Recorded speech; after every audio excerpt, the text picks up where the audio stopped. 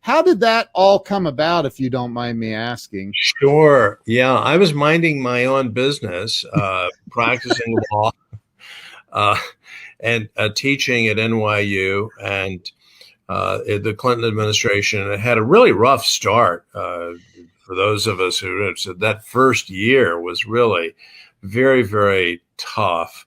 Yeah. And so I'm just observing while practicing law and so on and so forth. And then the fateful call came in the summer of 1994. So the president took office January 20th, 1993. So I was minding my own business for that year and a half. And the call came from my former court, the United States Court of Appeals for the District of Columbia Circuit.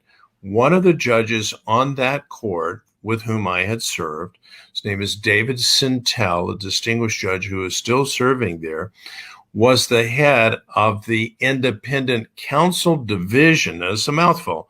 The Independent Counsel Division of the United States Court of Appeals for the D.C. Circuit. What a mouthful. Wow. And that was a 3-judge panel chaired by David Sintel, and their job was to appoint what we now call special counsels, or what we used to call special prosecutors. Then they were called, the name changed. And this mechanism, which is very unusual, was created during the Carter administration by the Ethics in Government Act as a post-Watergate reform.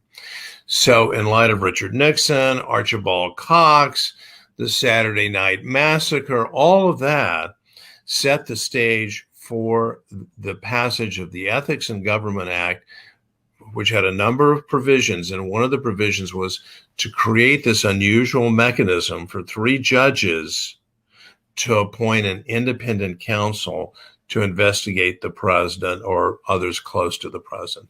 So I was actually appointed by 3 judges in 1994 to serve as independent counsel to investigate President Clinton.